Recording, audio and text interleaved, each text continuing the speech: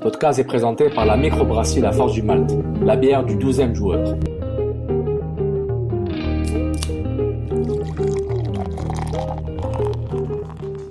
Hey, Nilton. Okay. Qui aurait su que le tournoi du Masters de la PGA serait plus excitant qu'un match de foot de l'Impact de Montréal? Qui aurait cru? Qui aurait cru? C'est rare que j'écoute le golf, mais en attendant que DAZN ramasse les droits de la Premier League, j'étais tout prêt là, mentalement pour écouter Liverpool-Chelsea. Bon, dimanche matin, le printemps arrive, on ouvre les fenêtres, on change l'air. And guess what? Non! Faut payer 20$ pour voir le Post Sports Network. Ah. Et qu'est-ce que ça fait? Ça fait que j'ai écouté 2 heures de golf. Incroyable. Incroyable. T'es un vrai. Wow! T'es un vrai. C'était... Ouais, il y avait une petite coche de plus que le jeu de l'Impact, là, ce tournoi de golf-là. Je pense que il y a beaucoup de choses qui sont une coche au-dessus du jeu de l'Impact. Mais la victoire a toujours raison et c'est tant mieux. Donc, un petit prologue. Sinon, toi, ton dimanche matin, ça ressemble à quoi? Rien de spécial, là. C'est un résumé d'un papa. Ouais, exactement. Every day, it's the same day. Exactement. Non, rien de spécial. Honnêtement, rien. Premièrement, qu'est-ce que j'ai fait? Ouais, j'étais pas au stade. Ah ouais, puis c'était comment le stade? J'étais à la maison en train de regarder le match, là, puis... Sérieusement, ça c'était... Il y avait une petite ambiance particulière, là. On voyait, oui, le monde est de bonne humeur. Il y avait le fait aussi que c'était probablement la plus belle journée de l'année. Après 6 mois de calvaire hivernal, les gens étaient de bonne humeur. Ils semblaient être contents d'être là. C'était pas sold out, mais on avait vraiment l'impression d'être une grosse gang là. C'était bien. J'ai beaucoup aimé aussi la couverture de TVA Sport. Je sais pas s'il y avait une couverture particulière à TVA, mais je savais pas. Je suis avec Belle. Boum! Non, tout ça a été réglé. Mais l'idée du brunch de Jean-Charles Lajoie, je sais pas si ça vient de l'Impact, je sais pas si ça vient de TVA, je sais pas si ça vient directement de Jean-Charles. Mais ce concept-là, j'ai beaucoup aimé. Oui, TVA, ça vient avec son plugage de vedette maison, là. C'est correct, là. Il faut avoir... Chaque partie doit avoir son lot d'avantages dans ces émissions-là, mais si on enlève les personnes qui étaient là pour la première fois au stade de Saputo puis qui parlaient de hockey au lieu de soccer, quand je suis parti, il annonçait Mike Bossy, donc j'ai quitté. C'était bien comme concept. C'était vraiment... C'est vraiment la création de hype, là, comme les Américains savent très bien le faire, là. On avait ça, là. Oui, c'est le premier match, là, ça sera pas là à chaque fois. Mais des rendez-vous comme ça, non, ça crée un buzz. J'ai beaucoup aimé. Non, c'est bien fait. J'ai vu une partie parce que malheureusement, j'ai pas le câble, donc j'ai vu un peu quand j'étais de passage chez les parents. Mais après, bon... Malheureusement, je suis pas le bon public pour ça. Je n'ai pas le câble, donc c'est pas quelque chose que je regarderais. Si c'est sur Facebook ou Instagram Live, c'est comme un vieux millennial. J'aurais vu.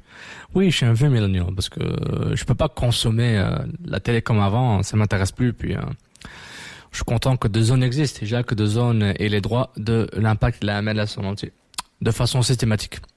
Ouais, mais ça fait peur à beaucoup de gens, avec la production locale, les journalistes locaux. Il y a du pour et du contre, là. C'est quand ça devient trop, quand on devient juste un élément parmi un lot d'acquisition d'une chaîne, ça va affecter des gens qu'on aime beaucoup, mais malheureusement, c'est leurs dirigeants qui font n'importe quoi. Donc ça fait que des entités comme DAZN, qui sont pas petites, peuvent s'installer facilement parce qu'ils ont plein de cash. Ça, c'est une affaire à suivre. Le stade. Deux jolis tifos du côté des Ultras, avec décollage pour une 18e saison, avec un joli avion. Ouais, un des plus gros, des Ultras. Oui, en termes de qualité, ça s'améliore. C'était du haut niveau. C'était pas mal. Ouais, il y a eu du budget. Je sais pas si l'Impact de Montréal a contribué. Ah, il faut pas dire ça aux Ultras, là. Oh là là. Kevin Gilmore a contribué en échange de 2 semaines de sang fumigène. ou de pas de critique. Pas de critique. Et puis, le premier match du président sonneur de cloche. Ben oui. C'est bien, comme première visite au stade. Ah, magnifique. Et aussi, on a inspiré la discussion des green cards et tu as inspiré le tifo des 1642, clairement. Je pense que non, là. Non, tu parles de ramener tu parles 2-3 semaines avant de ramener tout le monde ramène des green cards, des cartons verts. Toi, t'es parti hardcore pour le jeter sur le terrain, évidemment, ce que t'es Nilton. Non, habituellement, j'aime ça de chauvin, mais moi, je l'attribue. Pour ça, je pense que non. Je l'attribue à 30%. Je l'attribue à 30%. Allez. C'est une conversation que tous les partisans ont. Tu sais, c'est pas comme quand toi et moi on disait que Vargas c'était une frime, puis on était les seuls. Ça c'est clairement nous.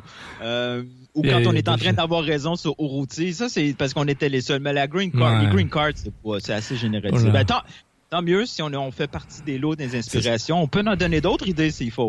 Non, c'est vrai. Donc on va continuer. Puis c'est gratuit. Tout ça c'est gratuit.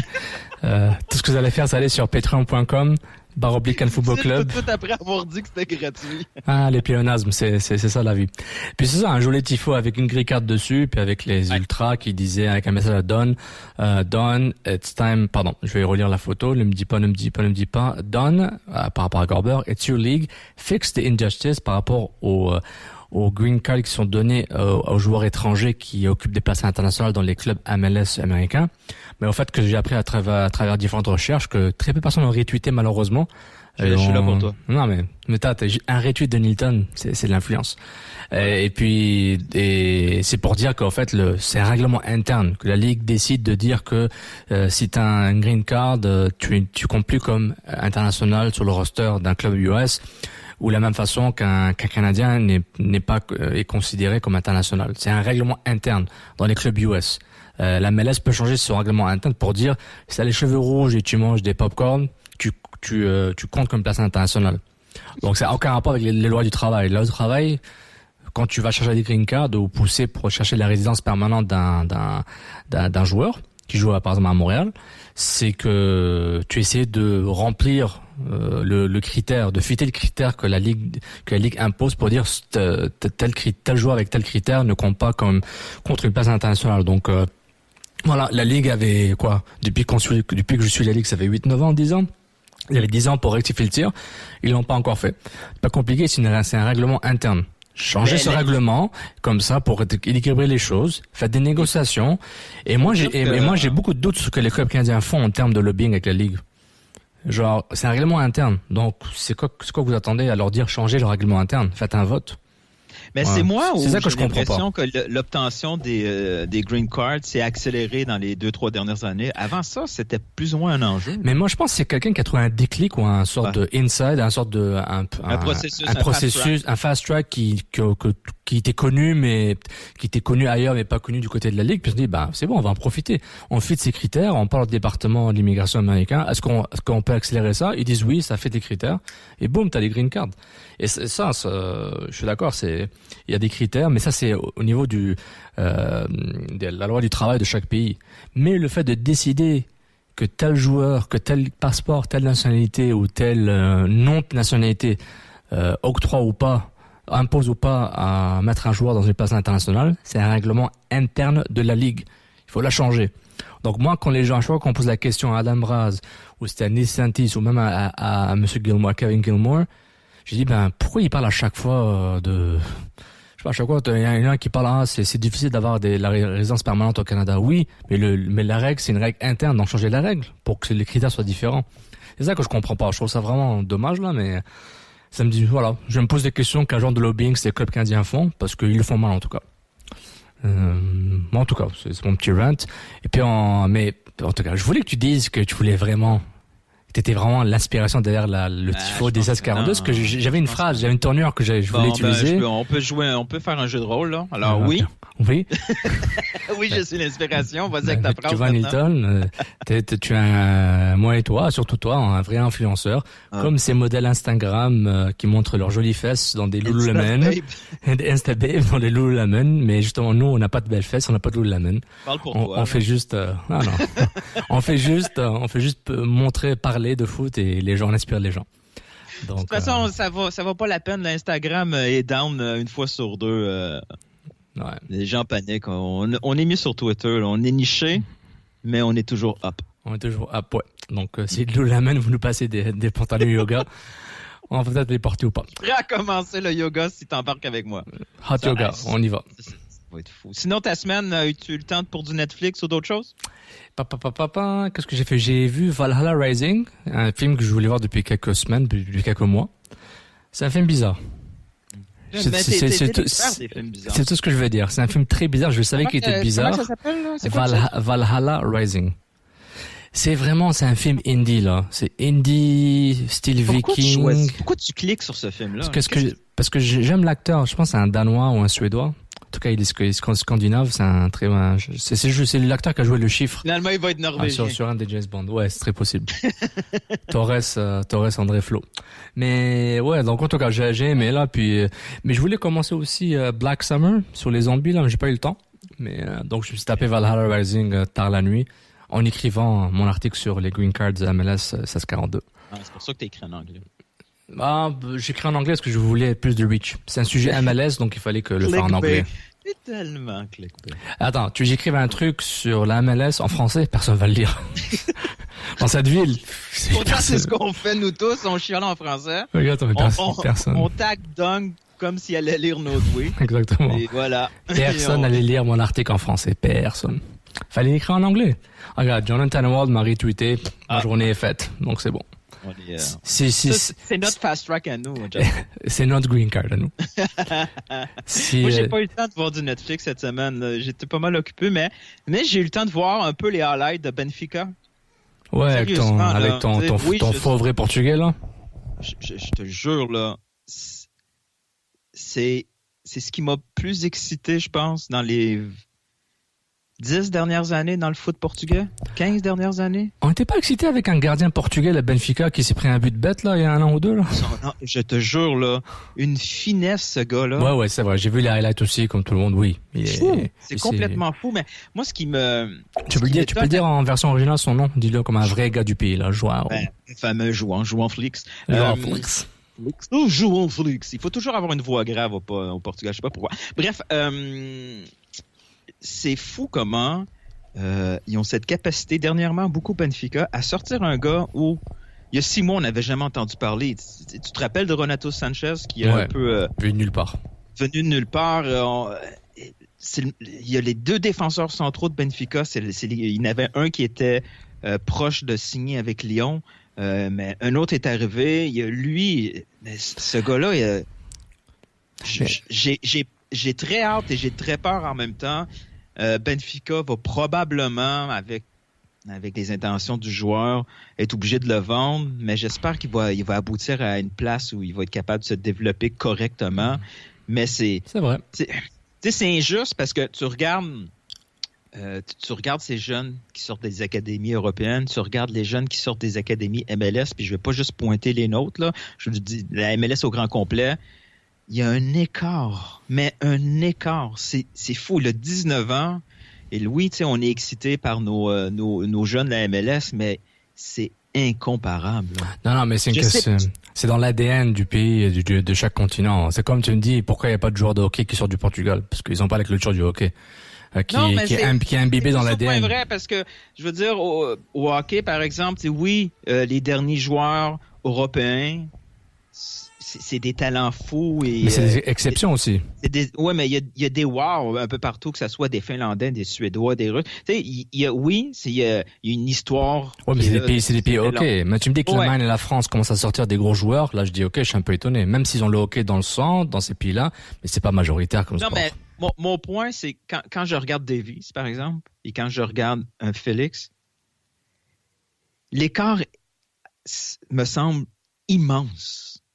Oui, je comprends. Mais c'est comme, je suis d'accord, Nelton, mais je vais faire l'avocat du diable. C'est comme au MLS, et je déteste quand on réduit le foot nord-américain. Mais tu le réduis pas. Tu compares une Ferrari à une Toyota Tercel. C'est ça que tu fais. C'est normal. Oui, mais c'est la crème de la crème dans chaque pays. Comment ça se fait? Qu'est-ce qui fait en sorte que si l'écart est si gros que ça?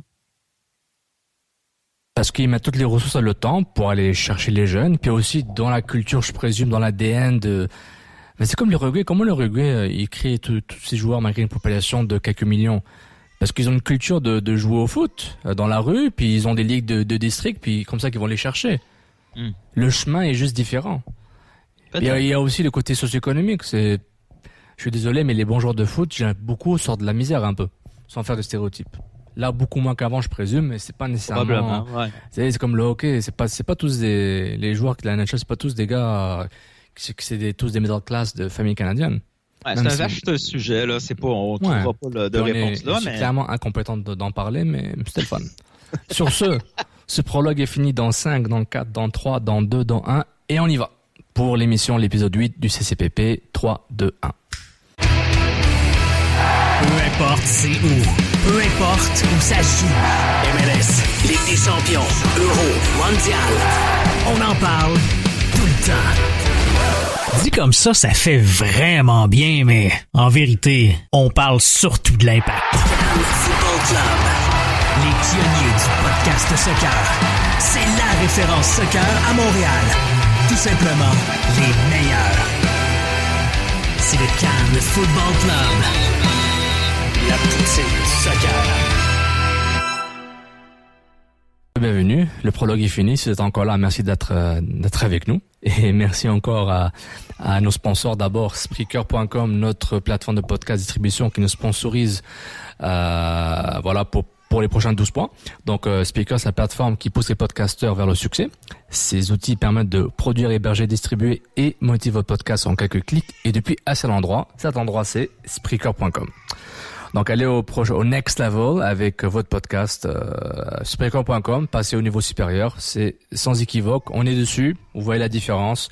On a une meilleure distribution. Puis, ça nous aide beaucoup pour pouvoir rejoindre nos fans. Et ensuite, évidemment, la Forge du laforgedumat.com, qui sont nos sponsors de la microbrasserie Trois-Rivières. Donc, c'est la bière du deuxième joueur. Merci encore à Guy et toute son équipe de nous sponsoriser, et surtout des partenaires de travailler avec nous. Donc, on vous remercie encore pour ça. Et c'est pas compliqué. Laforgedumat.com, vous allez trouver tous les distributeurs sur une carte qui vous dit exactement où trouver leur bière dans votre quartier ou proche du boulot pour un petit 5 à 7 impromptu. Donc, merci encore. Et il y aura peut-être une bière qui va sortir, qui est liée au soccer. Je peux pas dire plus. Félicitations. Exclu. Félicitations à la Forge du Malte et à leurs partenaires, qui que soit ce partenaire et qui reste secret, pour leur initiative. Donc, amusez-vous. Puis, j'ai hâte de voir ce que ça va donner. Sur ce, Nilton, l'Impact a battu Columbus. Le Crew de Columbus 1-0 au Stade Saputo. Un but de Harry Novillo sur une passe magnifique de Maximiliano.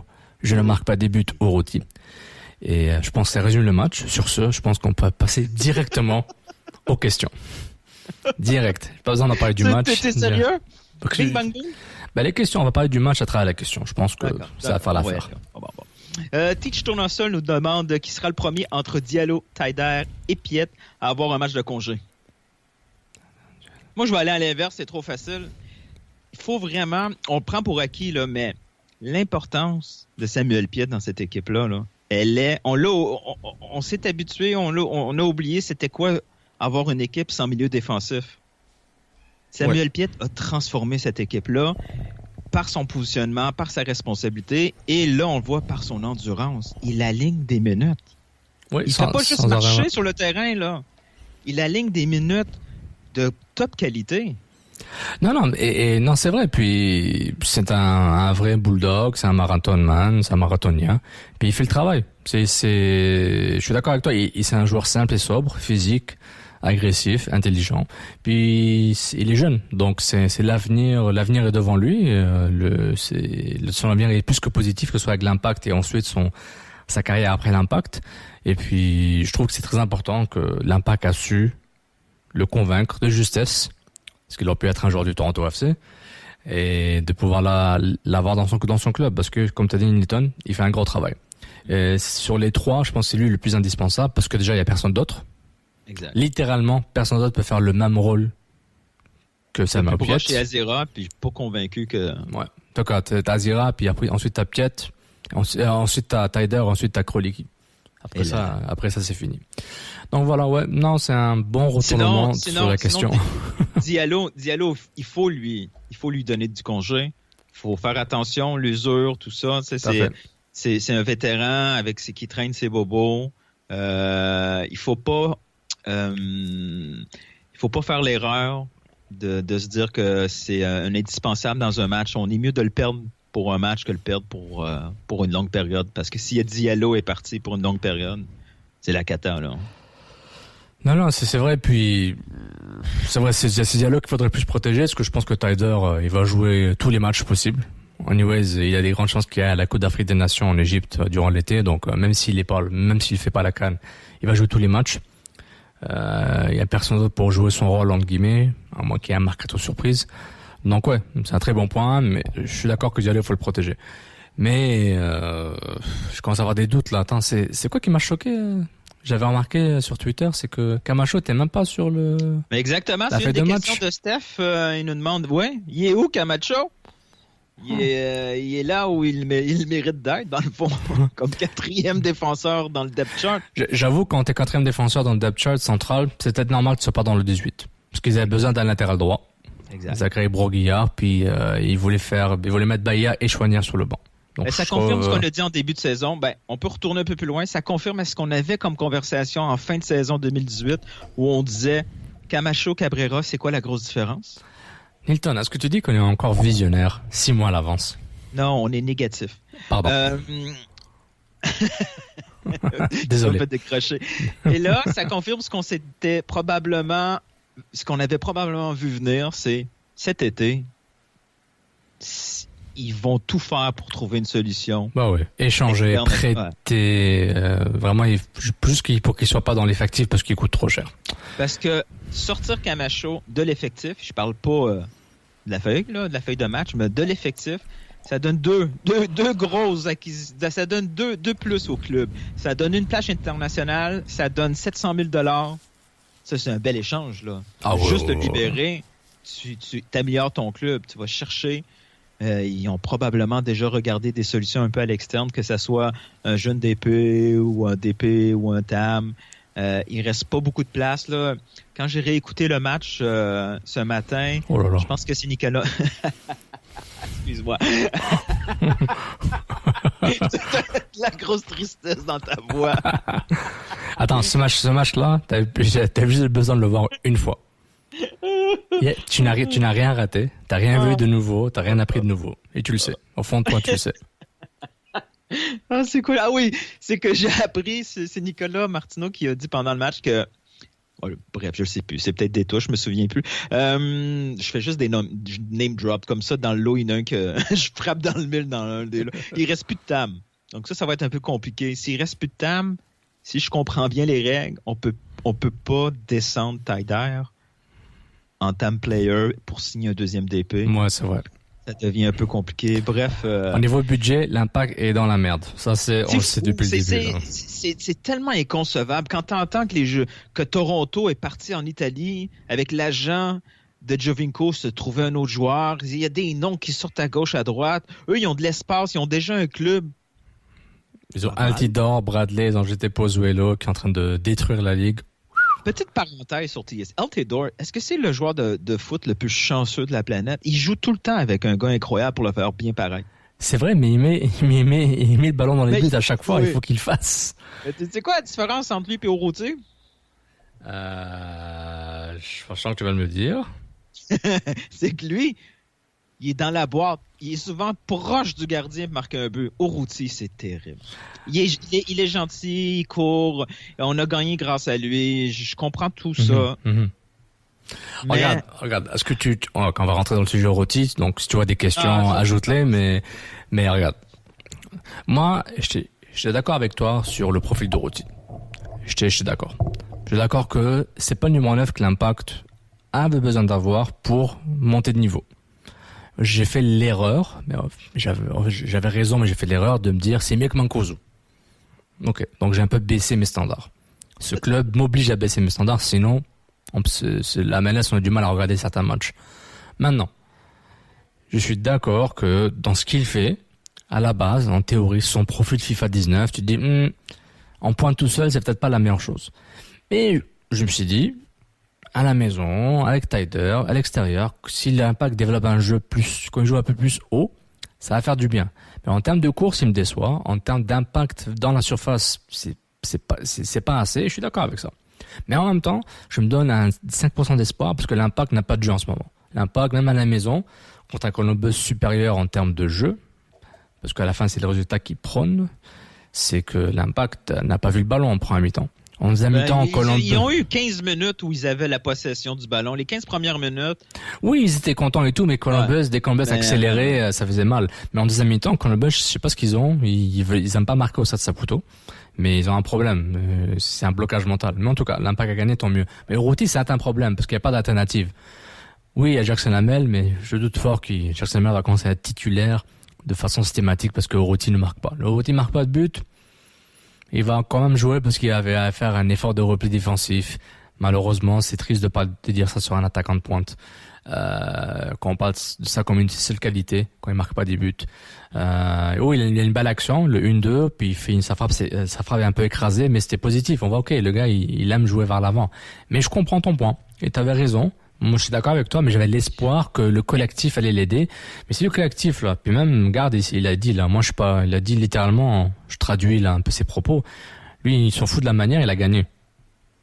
Il l'a dit en conférence d'après-match. Je lui ai dit, ok, si c'est comme ça, la saison va être longue. Ouais. Et puis, bonne chance. Est-ce le fait d'être si impliqué dans la récupération de balles qui fait en sorte qu'il n'y a plus la lucidité ou les jambes rendues dans les phases finales? Il se peut. Je pense qu'il a la lucidité, juste qu'il n'est pas physiquement dans la surface quand il fait ça. Je suis d'accord avec toi. Mais je pense que si l'Impact joue un peu plus haut, mais moi, ce qui me fait capoter, c'est quand j'entends certains justifient la présence ou l'acquisition d'Urruti en disant que Rémi Garde ne veut pas de buteur. Cette phrase-là, je la comprends pas. C'est incompréhensible. C'est n'importe quoi. Est-ce que c'est vrai ou c'est... Pourquoi il veut pas de buteur? Non, mais ma question, c'est... Penses-tu que c'est la vérité, cette phrase-là? Non, c'est une justification qu'on se crée nous-mêmes pour expliquer son acquisition et son importance dans le jeu. Ça se peut pas. Sérieusement. On se crée des mensonges. C'est quoi cette connerie, là? Il veut pas un buteur. Achète à Colin Orange, c'est moins cher. Pourquoi payer? Il dirait pas oui. S'il y avait eu le choix, il aurait pas dit oui à Divayo parce que lui, il participe zéro à la construction du jeu. Il est tout le temps en pointe, toujours en train de chercher leur jeu. Il va dire non à ça parce qu'il veut un gars qui est impliqué dans le jeu. Regarde. Le milieu de terrain qui jouait derrière Divayo. Bernier, Philippe, Warner. Est-ce qu'il y avait un numéro 10 dans cette équipe-là? Non, mais il faisait beaucoup de travail. Ouais. Oui, mais il n'y avait pas de numéro 10. Il n'y avait pas de Pozuelo, il n'y avait pas de Lodero. Oui, Bernier jouait plus haut quand il pouvait. Mais il faut pas exagérer, là. Divayo faisait du travail. Divayo faisait les courses. Moi, je m'occupe de mes courses. Juste donnez-moi le ballon, là où je veux, puis je vais m'occuper du reste. C'est aussi simple que ça, là.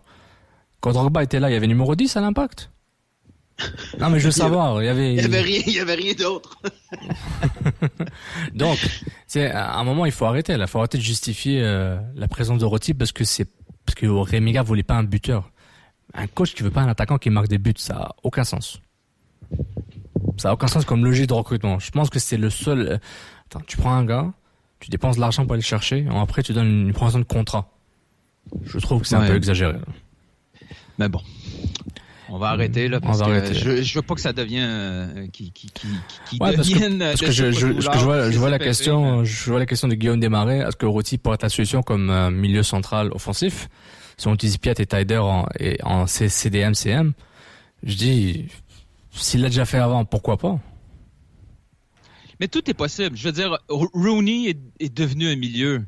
Ouais. Un milieu axial avec Manu. Si on pense au Rooney du début de carrière, jamais on aurait cru que ce genre de joueur-là pouvait peut-être adopter un profil. Mais là, comme ça, en cours de saison, je trouve ça un peu exagéré. Puis de toute façon, les solutions alternatives en pointe, il n'y en a pas des tonnes. Je pense qu'ils vont même pas l'essayer. Ils vont même pas se dire est-ce qu'on fait une rotation entre Jackson Hamel puis Orji pour se dire que est-ce qu'on peut faire jouer. Il est trop pragmatique pour changer quelque chose qui fonctionne déjà. Des fois et trop souvent c'est une erreur parce c'est la réussite cache nos défauts. Mais avant qu'on se retrouve avec Okongo devant, avant que, on va avoir Omar Brown qui s'en vient, mais il va falloir vraiment qu'il soit forcé. Tu sais, une blessure à long terme, oui, il va avoir des... Si par exemple, Taider se blesse, peut-être que là, il n'y a pas le choix. Oui, il va se retourner vers Urruti puis il va demander de jouer d'une certaine façon, pas nécessairement de le remplacer, mais au niveau poste pour poste, oui, une combinaison avec Piatti. Piatti, on pourra en reparler un peu. Piatti se blesse, il s'entraîne tout seul au centre Nutrilé quand on regarde l'étude de Nicolas Martineau, et Omar Brown débarque à Montréal. Bon. Donc sa blessure est grave ou elle est pas grave? Moi, je pense pas que ça soit lié, les deux. Non. OK. Quoi, l'Impact ferait des acquisitions proactives.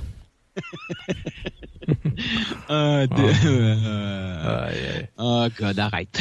Arrête de me provoquer. Toi, je commence à comprendre ton plan. À chaque fois, tu essaies de me trapper pour que je devienne le méchant de la semaine. C'est ça qui compte. Moi, je veux le clickbait et les codes d'écoute. Le foot, là, c'est secondaire. Tu veux pas gérer le hate. Tu veux que ça soit moi, là.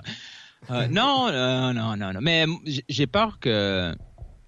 Pas qu'on cache, là, mais qu'on tente... Ouais, je pense qu'on cache le fait que Piatti est probablement out pour un petit bout. Mais il se peut qu'ils peut-être qu'ils savent pas encore que c'est grave. Peut-être qu'ils sont encore en train de d'évaluer, peut-être ça va prendre une semaine, peut-être ça va prendre 3 ans, on sait pas. Mais tu sais comment il parle les langues de bois, surtout Rémi Garde. Il dit, Omar Brown, il a au Sofitel Montréal, puis il dit en conférence de presse au Centre Trilé, oui, c'est un profil qui nous intéresse, je peux pas en parler tout de suite. OK, qu'est-ce que je dis? On l'avait pas averti qu'il était dans l'avion. Puis tu sais, à un moment, laissons la langue de bois aux experts de la langue de bois, puis c'est tout, hein.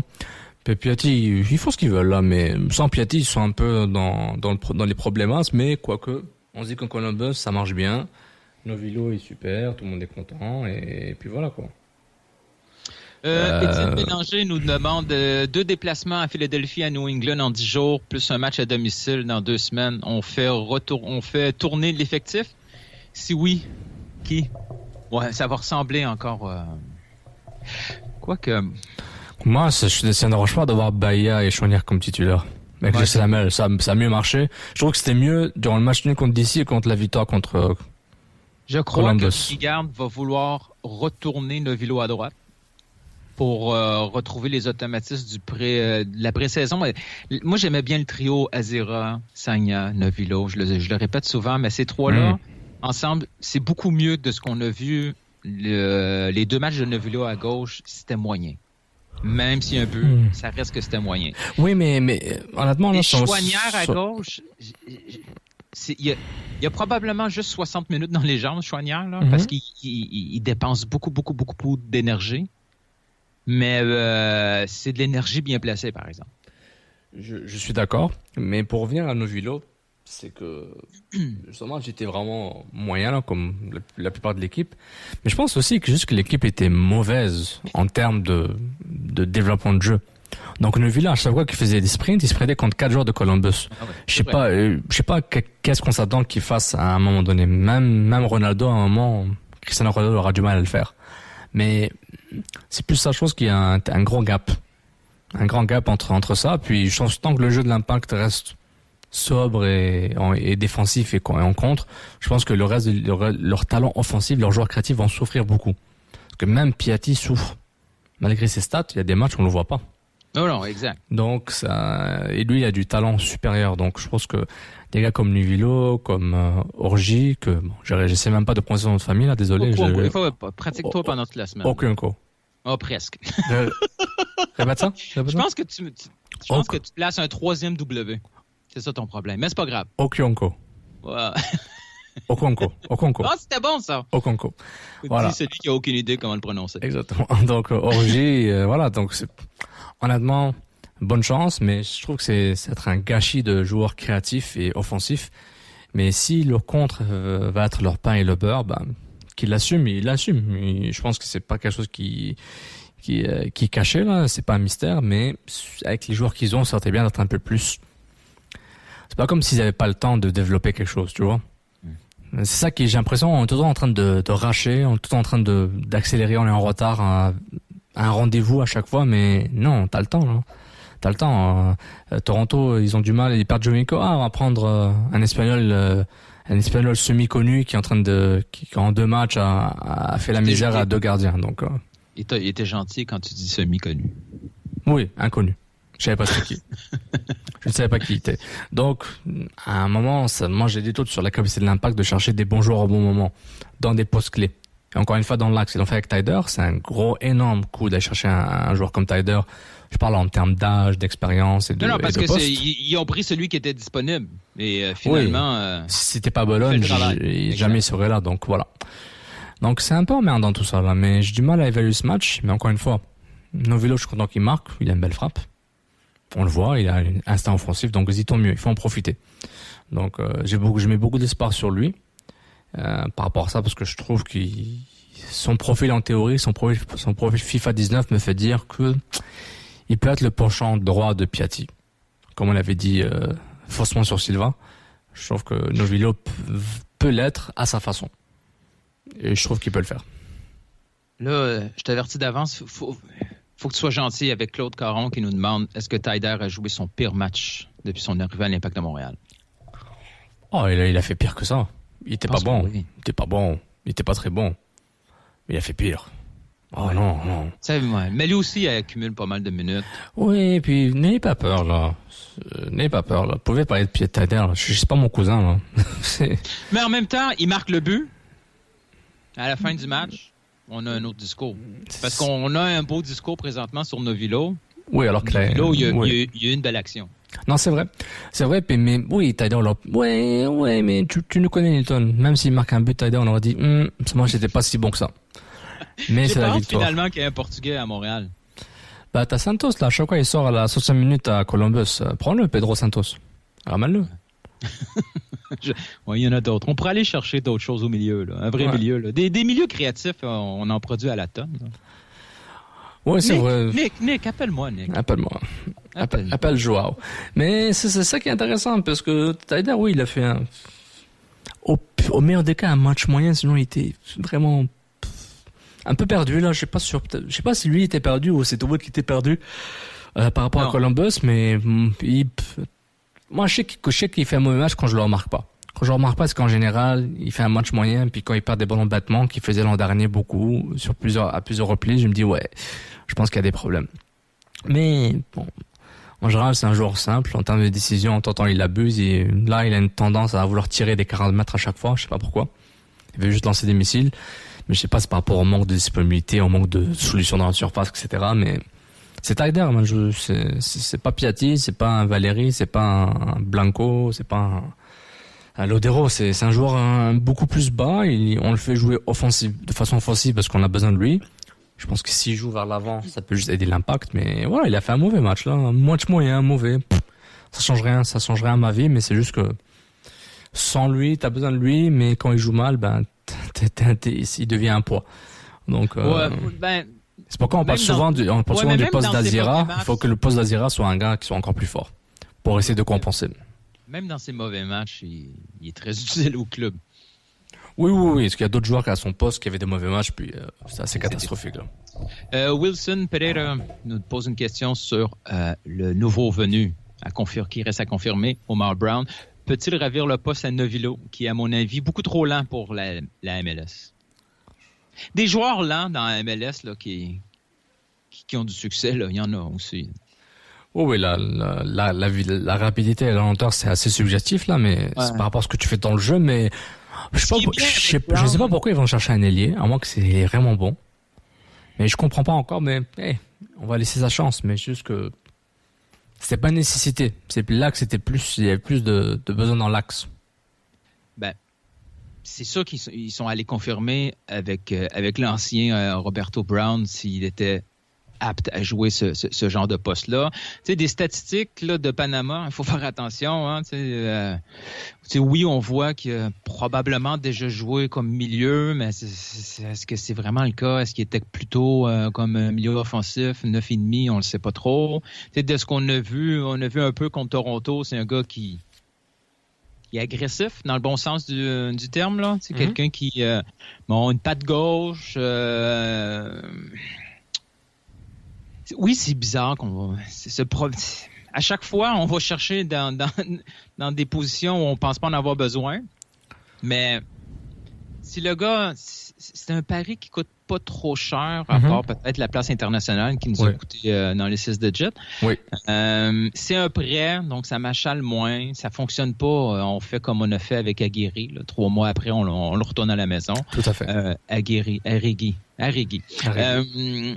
Mais j'ai un peu de misère à comprendre la vision du club là, à court terme. Je sais pas trop où ils veulent s'en aller dans les prochaines acquisitions. On devine, là. Mais non, c'est vrai. S'il s'en va vers un ailier, un retour en forme de prêt de ballot, ça peut aucun sens. Oui, un autre ailier. Ils ont besoin d'un autre attaquant, en assumant que Jackson Hamel quitte l'été ou qu'il y ait des blessures, et en plus un joueur dans l'axe. Un Zira plus ou quelque chose, je ne sais pas. Moi, je suis pas sûr quelle est la vision de jeu du club de Rémi Garde sans ça, donc peut-être nos discussions sont un peu hors sujet par rapport à ce qu'ils recherchent de faire. Il se peut tout ce qu'on dit, c'est des conneries, Nilton. Puis eux, ils ont une autre vision, puis c'est normal et c'est correct. C'est juste que peut-être Omar Brown va être tellement bon qu'il va vraiment métamorphoser ce que l'Impact peut faire sur un terrain. Attends, exact. Comme Federico Higuaín, il change l'aspect d'une équipe. Côté gauche, côté droit, dans l'axe, il passe, ses passes sont excellentes. C'est un joueur qui peut faire la différence. Peut-être Omar Brown, je dis pas qu'Omar Brown c'est Federico Higuaín, mais tout ce que je dis c'est que peut-être il pourrait être un petit pétard. Mais penses-tu que Rémi Garde va l'essayer Choignard comme milieu? Il l'a pas encore fait, donc ce qu'il voit plus comme ailier, comme joueur offensif. Mais quand est-ce qu'il aura le temps de jouer au milieu, dans l'axe, à la place de qui, d'Azira? Je sais pas ce qu'ils font avec eux, là. Choignard, là, il est nommé dans 4 postes. J'aimerais juste qu'il joue dans un poste qu'il fasse bien. C'est Bahia, là, il est quoi, latéral droit et ailier droit? À la limite, ça s'explique. Milieu offensif gauche et milieu défensif ou milieu axial, je trouve que c'est un peu plus compliqué.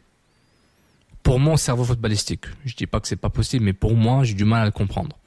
Mais le temps va le dire. Un joueur, il est tellement jeune qu'il aura le temps de se développer, puis avoir à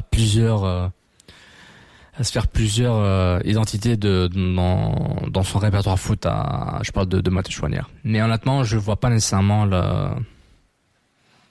l'obsession de le faire jouer au milieu de terrain. Mais s'ils le font, qu'ils le fassent. Mais ils vont le faire quand? Mais Rémi Garde n'a pas de dire qu'il faut gagner à chaque fois. Donc, quand est-ce qu'ils vont avoir le temps de faire des expériences? Là, ils font. Mais rapidement, à un moment donné, il va être obligé parce que, je veux dire, quand Taider va partir, ça va être Shomi qui va utiliser à profusion. Si jamais Azira ou Taider se blesse, ou même Piet, rapidement, Choignard se retrouve comme la deuxième solution de rechange au milieu. Ce sera pas, c'est Dish qui se retrouve avec des minutes de jeu. Là. C'est vrai, ou peut-être Krolicki s'il revient, mais oui, c'est un bon point. C'est vrai que j'avais oublié Krolicki, il doit être proche d'un retour au jeu. C'est vrai. Il y a il y a Michael T. et Philippe Ordonez qui nous posent une question qui se ressemble pas mal.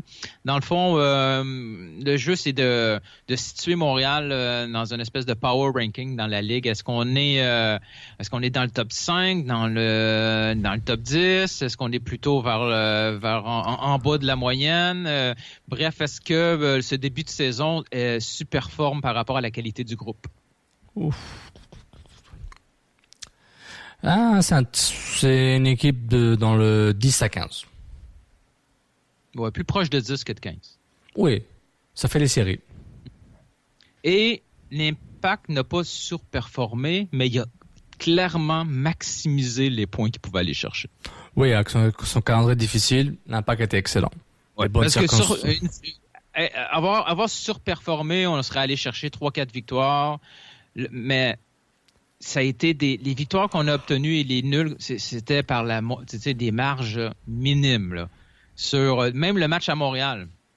Le match à Montréal, jusqu'à l'action de Taider, on a une seule occasion de but. Là. Puis Columbus, en première demi, a eu 3-4 occasions, dont une claire que Zardes la place juste à côté du poteau.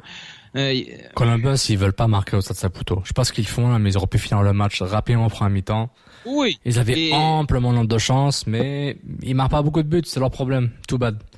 Tant pis pour eux. Et ça, c'est même avec leur nouveau coach, Caleb Porter. Donc, je trouve ça bizarre. Mais oui, c'est vrai. C'est un bon point ce que tu dis là par rapport à la maximisation de la performance là, durant ce calendrier difficile en ce début de saison. C'est vrai. Ils l'ont bien fait. Au niveau de l'effectif, c'est pauvre. C'est de la qualité. Il y a aucun effet wow dans cette équipe-là, à part Piatti. Une fois que Piatti est pas là, on l'a vu dans les derniers matchs, c'est pénible à regarder. Là. Regarde, il y a même quelqu'un, je pense que c'est Steph qui nous pose la question, qui passe la remarque. Il essaye de convaincre ses amis d'aller au Stade Saputo. Puis les 3 derniers matchs, là, c'est pas avec ces 3 derniers matchs qu'il va convaincre un ami de venir, à part peut-être pour l'ambiance. C'est vrai, moi aussi, un ami qui m'avait dit, je suis allé au stade, je suis pas allé au stade avec sa fille, puis il me disait, heureusement que c'était bien quand Chonière et Bayer sont rentrés là. C'était la partie qui était plus intéressante en termes de pour un fan. Bien quand les nuages étaient pas là, il faisait le soleil, il était parfait.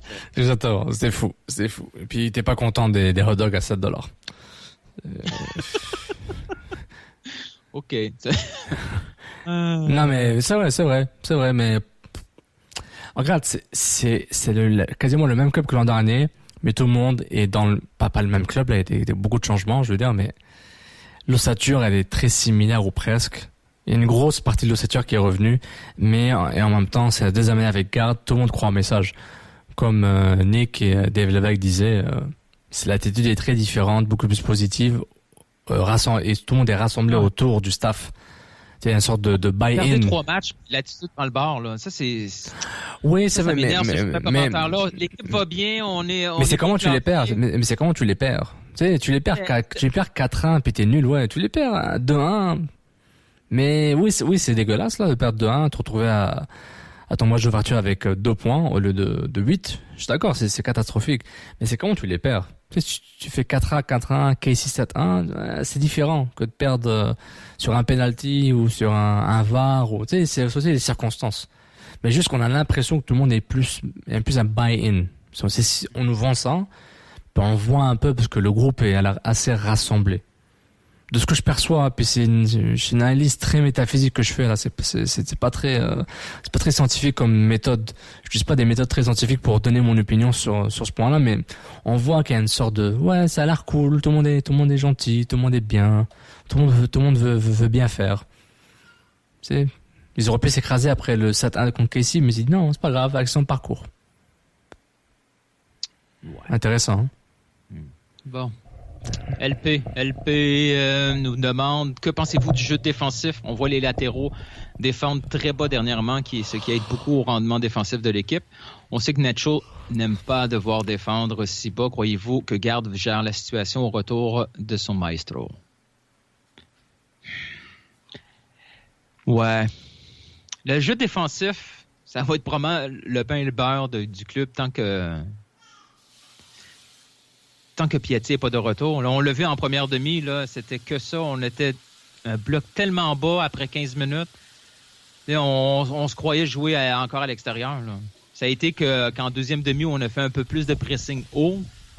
Mais même à ça, un pressing haut pour gagner un ballon rapidement, sinon on retombait plus bas. Mais Piatti, je l'ai déjà vu plus égoïste que dernièrement. Il est quand même, au niveau du positionnement, en début de match, il est souvent proche de son latéral, non? Oui. Surtout en ce début de saison, oui. Même l'année dernière en partie, oui. Mais j'aimerais tellement le voir plus libéré vers l'avant. Mais dans 4-3-3, c'est ton ailier gauche, J'avoue que j'allais dire que ton ailier gauche marque pas 25 buts, mais oui.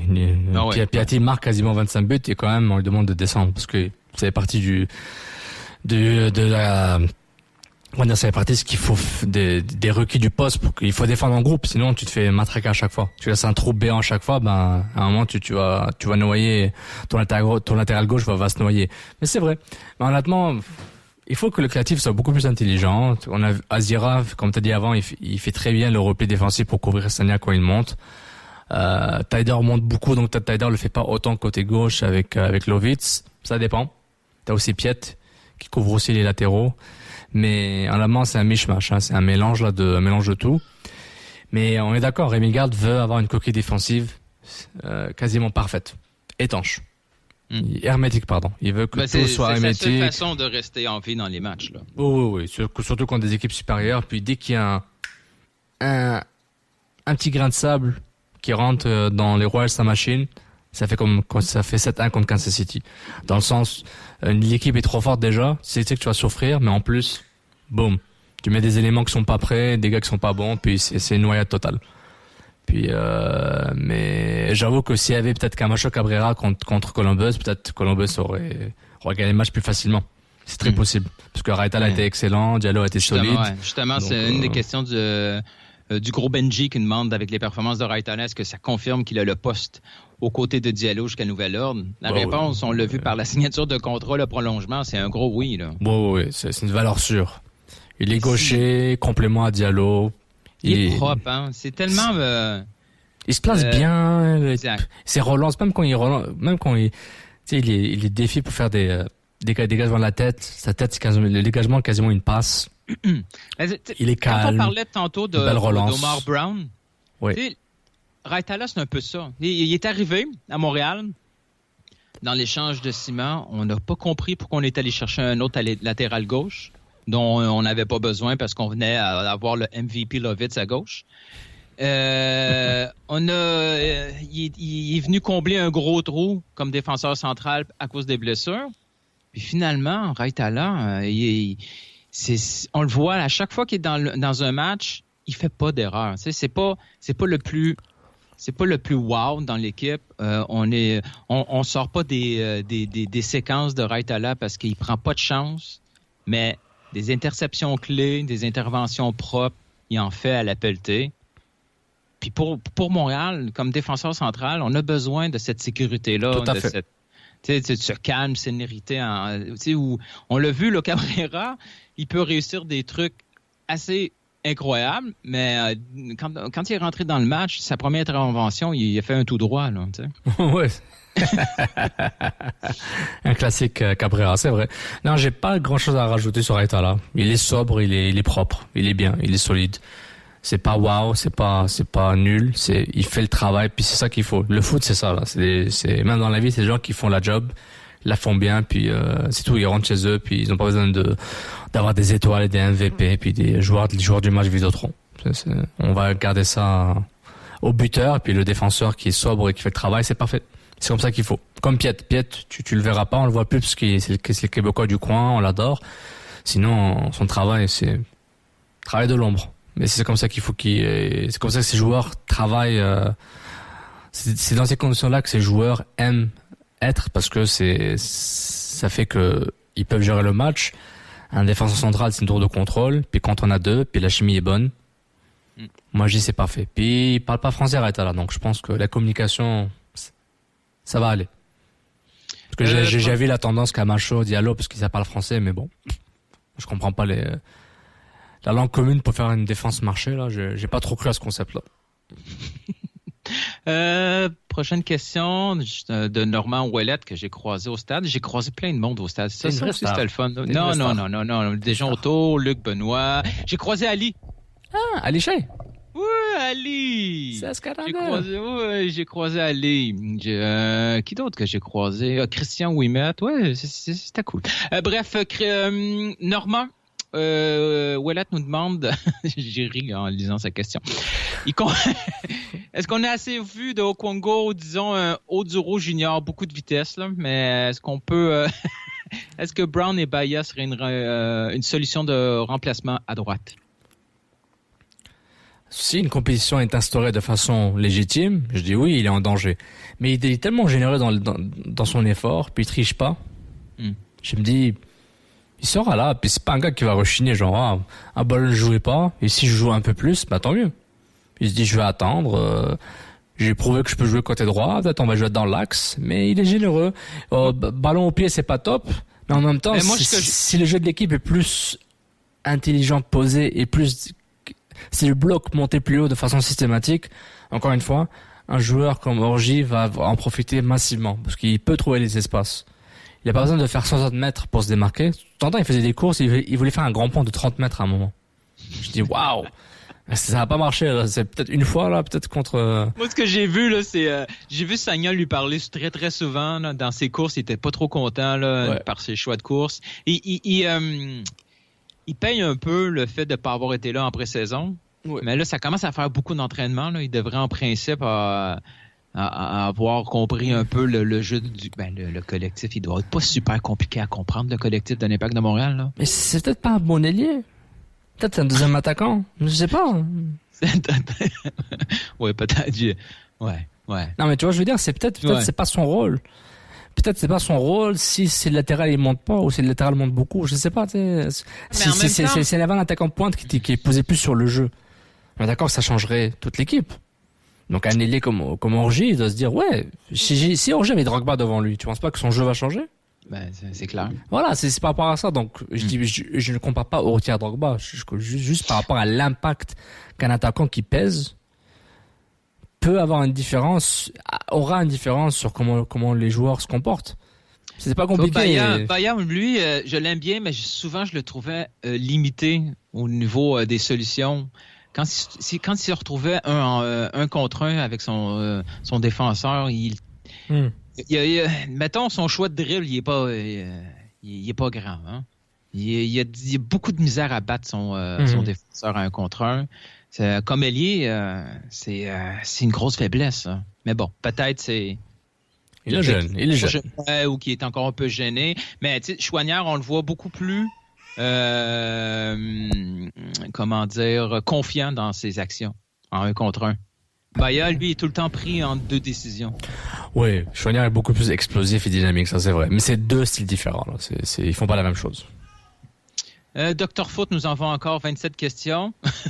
Oh mon Dieu. Comment choisir laquelle? Tiens, les 16-42, est-ce qu'ils vont être punis pour leur allusion au green card? Le club aime beaucoup 16-42, donc je pense pas qu'ils vont les punir. Ils vont faire quoi? Ils vont punir ils vont punir. Ouais. Le club va rien faire. Non, ça, et encore, la Ligue va punir le seul groupe de supporters qui a ramené une belle image du club des dernières années. Ça m'étonnerait. Ouais. Ça m'étonnerait. Tiens, une question de Dr Foot qui m'étonne un peu. Il nous demande à quoi sert Michael Lazira. C'est un bon troisième milieu de terrain qui est pas nécessairement excitant, mais il est là. Si t'es pas là, on mettait qui? Sérieusement, Dr Foot. Puisque les matchs sont pas super intéressants de toute façon, je t'invite à regarder pendant 90 minutes Azira, puis tu vas voir que remplacer par un autre, ça sera pas facile. Surtout que on se retrouve souvent à subir le jeu. Oui, puis Azira, il est très très utile dans ses actions. Non, c'est ça. Ça n'arrange pas de dire que tel joueur il est pas bon, mais tu remplaces par qui? Est-ce que tu as dans ton effectif quelqu'un qui peut le remplacer rapidement? Sinon, il l'aurait fait, Rémi Garde. L'Impact est menotté, ils ont l'effectif qu'ils ont, puis on verra ce que ça va donner. Mais on sait qu'Azira va donner, il va pas s'améliorer de façon exponentielle. That's it. He is who he is. Donc, voilà, il est pas trop, c'est un joueur exemplaire. Mais, normal. Une dernière? Une petite dernière. Anthony Bellil nous demande qui est l'Impact, l'équipe qui accorde 7 buts dans un match ou l'équipe avec 3 blanchages de suite. Les blanchages, c'est des tempêtes parfaites. C'est des tempêtes parfaites. Parce qu'il y en a eu des situations où les buts auraient pu rentrer. On les refait, ces actions-là, c'est un but à chaque fois. Et le 7 buts, c'est vraiment... C'était le premier match en Piatti? Oui, premier match sans Piatti, Cabrera, Camacho ensemble, Chomi. Navilo, le passeport est resté chez Pau. C'est ça, Chamit Chomi était titulaire, c'est bon, là. Faut pas exagérer, là. Ouais, je pense que ça a été, là aussi, une tempête parfaite dans l'autre sens où, pendant 24 heures, l'équipe a dû vivre une espèce de petite crise de panique avec tout ce qui s'est passé. Puis, dès qu'on a pris un but, 2 buts, ça a été l'avalanche, là, le stress embarque. Puis je pense pas que... De toute façon, ce match-là a probablement fait plus de tort à Casey qu'à Montréal. Parce qu'après ça, Montréal a compris c'était quoi le travail qui restait à faire pour le restant de la saison. Puis Casey, eux, ils sont partis à Monterrey manger une volée après. Oh là là, ils se sont fait détruire. Ils se sont fait détruire 5-0, c'est ça? Ouais. Donc, bonne chance à Casey. Mais non, c'est vrai. L'impact pourrait être les deux. Parce qu'ils ont l'effectif, ils ont joué les deux effectifs différents. Donc, l'impact, c'est les deux clubs. Celui qui a perdu 7-1 et celui qui a gagné 1-0. Mais c'est un peu ça, la MLS, à chaque fois. Là. Ça va vite, là. Des renversements de situation d'une équipe là, qui se prend des volets à chaque match. Et là, boum, il fait une remontée et il devient des aspirants à la Coupe MLS. On voit ça assez régulièrement. Là. C'est vrai. En parlant de Casey, est-ce que ils viennent de perdre 5-2 le match retour contre Monterrey? Ouais. Oh ouais, c'est fini. Là. Oh mon Dieu, j'ai raté la nouvelle, excuse-moi. 5-2 le retour. Oh. Le CCL fever is gone. Oh là là. Encore. Mais en parlant de... C'est quoi que tu disais sur... Ouais, les clubs MLS. T'avais le 3-3 New York City, Minnesota? Bah, T'avais Sean Johnson? Les Américains les Européens se sont amusés avec ce but-là. Ça va rouler en loop là, pendant des semaines de temps. Ça va remplacer, le Mondi vidéo qu'on voit à chaque fois là, les penalty kicks, là, les shoot-out à la façon. Ils nous posent de temps en temps, là, une fois par mois, on voit ce vidéo-là. Ah ouais, avec des faux acteurs, là, avec des acteurs. Ouais. Non, le fameux vidéo où on voit les shoot-out version Oui. Mais là, d'après moi, ce but-là, ce on goal-là, on risque de le voir. Encore une fois, comme j'avais dit, New York City FC, ça ressemble à Man City, ça a les mêmes couleurs, quasiment ça a le même propriétaire, mais ça joue pas comme Man City. Et de loin. Hey, est-ce qu'on peut parler du 11 partant de Columbus, juste avant de finir, pour finir dessus? Go. T'as pas l'impression que c'est un sorte de faux 11? C'est le 11 des joueurs truqués. Qu'est-ce que tu veux dire? Je comprends pas. C'est mon frère qui m'a inspiré, donc je vais pas prendre l'idée juste à moi, mais tu sais, quand tu regardes l'aliment partant, tu te dis, bon, Will Trapp, ça sent le piège, attention. Milieu de terrain, Arthur, mais pas l'Arthur du Barcelone. Non. Robinho, mais pas le Robinho du Real. Higuaín, mais l'autre. Pas facile qu'on connaît. C'était quoi C'était quoi le jeu, là? C'était-tu Pro Evolution Soccer? Les noms étaient un peu tweak. Ouais. T'avais pas le droit. Quivert, puis Van Der. C'est pas celui qu'on avait. C'est fou, hein? Et puis, bon, il y a pas un Pedro Santos qui est connu, là, qui est meilleur que celui-là, non? Ah, des Santos, je sais pas. Pedro Santos. Mais tu vois, l'important, Arthur, c'est l'Arthur du Barça, non? Parce que c'est le vrai Mansa du Ghana. Mais il y en a beaucoup, mais c'est lui qui est international. C'est ça que j'ai oublié de regarder. Il y avait un crowd. Ah, il y avait Jiménez. Latéral droit, mais c'est pas Jiménez. C'est le faux gars. Oh, God.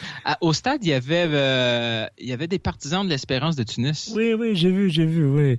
Il encourageait qui là-dedans, là? Qui à full. Mais t'es même pas là. Oh là là. Ah, mais chapeau aux représentants de l'Impact. Ils ont réussi à vendre des billets, cette gang-là. Mais c'était le club, il était le club assez longtemps, juste avant qu'il vienne à Columbus. C'était le club, il a joué l'Espérance de Tunis, Taraji Tounsi. Y a-tu fait le voyage au moins pour les rencontrer, quelque chose? Je ne sais pas. Je suis pas inscrit à son Instagram story. Je sais pas, Litton. Harrison à full, c'est pas nécessairement mon... Ah, c'est triste, ça. C'est triste. Wow. Mais c'était bien. Ils ont mis l'ambiance, de ce que j'ai vu. Ouais. Sinon, Nani, toujours fini? Il est nul. Ouais. Comme Wayne Rooney. Non, mais qu'est-ce que tu veux? Et Zlatan. Ah, ça, on l'a arrêté de le dire, ça, hein, Zlatan. Oh, et ligue de retraite. Zlatan a prouvé que c'est vraiment une ligue de retraités, mais c'est pas lui le retraité, c'est les autres. C'est ça le truc. Ça, les gens n'ont pas compris. C'est pas lui qui est retraité, c'est vous, c'est les jeunes qui sont nuls. C'est les joueurs MLS qui sont déjà retraités. Mais c'est vraiment le joueur parfait pour la MLS. C'est l'extravagance. Il est parfait pour les Galaxy. Grand, il parle, c'est une machine de côte, il marque des buts, ils sont fous, puis il a de l'attitude sur le terrain. J'espère qu'il va rester en santé. Il a déjà manqué 2-3 matchs. 2-3 matchs. Je pense qu'il peut battre le record de Martinez, même. Il faut qu'il reste assez en santé pour... Ouais. Mais est-ce que ça pourrait nuire à l'image de la MLS quand Zlatan arrive puis il enligne 35 buts? Ben, elle peut pas être pire qu'avant. C'est une ligue de retraités, donc ce qu'elle va faire. Ils vont ça juste confirmer quelque chose. Ligue de retraite. Ouais, mais c'est ce qu'on dit à l'Access. Il y a des retraités partout, là, dans toutes à part les top 3 ligues, là, des retraités, oui, il y en a en France, mais, il y en a au Portugal. Mais c'est l'image qu'on donne. Donc la MLS s'en fout, elle continue à faire son business, puis elle passe à travers. Non, ça change rien. En parlant d'équipe, là, LAFC, Vela et Rossi, là. Ah. Mon Dieu, Vela, mais Vela, qu'est-ce qu'il fait là? Il est trop tôt, il est venu trop tôt ici. Et c'est impossible qu'on me dise qu'il n'y a pas de niveau aux gens en Europe, là. Il n'y a pas de niveau pour jouer niveau Ligue des Champions. Ouais, et puis aussi à Reg, quand il avait Koima, et lui qui m'a parlé de Vela, celui qui m'a parlé de Vela à Arsenal. Mais Vela, il détruit la Ligue, Vela, mais c'est trop facile pour lui. Trop facile. Ouais, avec Rossi aussi, ça va bien. C'est quoi le restant de l'effectif de t'as le Canadien que j'avais vu en USL, okay. Marc-Anthony Kay, qui est vraiment on fuego. Ils ont de Minnesota qui ont vraiment, ils ont mis beaucoup. Zimmerman, Beta Shore, puis Harvey. Tu sais, ils ont mis beaucoup d'argent sur Vela et Rossi. Ils ont quand même un club qui a des joueurs corrects, là. Bon, ils enlignent les perfos, hein. Ouais. C'est vrai. Bon, leur banc, je les connais pas. Je connais personne du banc de LAFC, mais au moins c'est quelque chose. Mais honnêtement, c'est assez fou, là. Mais j'avais vu une partie du match, là, LAFC Cincinnati, c'était pas mal, là. Mattox, il se refait une nouvelle vie, là. Une nouvelle carrière. Je suis content pour lui, là. Suitcase. Mattox, il va tous les faire, là. Il pourrait nous aider. Il pourrait venir à Montréal. Imagine lui au rôti en pointe 4-4-2, le pressing. Waouh! À chaque fois que tu dis au routier, je ris un peu. Tu ris un peu. J'ai hâte qu'il marque un but. Ah mon Dieu, t'es tellement négatif. Il a fait tout le travail sur le but de Novilo. Qu'est-ce qu'il fasse d'autre? Non, mais je pense à Fred, là. Le pauvre Fred Lepeau, là. T'es si confiant de gagner de l'argent, là. Ouais, mais on verra. Mais en ce moment, c'est Vincent Détouche qui va gagner pour Novilo. Il va marquer 10 buts. Oh, c'est à ce rythme-là. Ouais, ça, probablement que Bell va couper. Et on fait ça loin. TVA Sports qui veulent pas avoir des touches à poil. Non, vraiment pas. C'est peut-être là qui avertisse tout le monde à l'avance, là. Bell va couper TVA Sports. Pour indécence. Pour indécence. Oh mon Dieu, ça va être le fun. Non, on fait un autre pari. Qui va marquer le plus de buts? Taider ou Novilo? C'est facile maintenant, là, mais non. Non, pas de pari. Ouais, non. J'en ai fait un pari. Vincent en a fait un pari. On prend pas des paris faciles. Il reste le tien. Pense-y pendant la semaine. T'as une semaine pour trouver un pari assez difficile. Ça va être le fun. Mais bon, sur ce podcast, c'est probablement aussi pauvre que le match de l'Impact. Donc, merci de nous avoir écouté ce pauvre podcast. Ouais, mais c'est une victoire de l'Impact. On est toujours moins bon. C'est ça. Puis oui, et puis on est tout le temps moins positif parce que on déteste quand ça gagne. On est allergique, mais voilà. On est des partisans secrets de TFC. Oui, toujours. Et ça, c'est un podcast subliminal qui parle de TFC entre les lignes. On vous hypnotise avec ça. Sur ce, merci tout le monde de nous avoir écoutés, que ce soit sur vos différentes plateformes de podcast. Merci à Spreaker et aussi surtout, gros merci à la Force du Malte. Merci à tout le monde qui pose des questions. Désolé si on n'a pas répondu à votre question, mais on garantit, on se rattrape la prochaine fois. Donc, on peut pas répondre à toutes les 30 questions qui arrivent à chaque fois, mais on fait ce qu'on peut. Nilton fait un gros travail sur ça, donc merci tout le monde. Moi, c'est Couscous, lui c'est Péripéri, puis nous, c'est CPPP. À la prochaine tout le monde. Ciao, bon. Ciao, Joao. Ciao. Sophie. Oui. Ce podcast est présenté par la microbrasserie La Force du Malte, la bière du 12e joueur.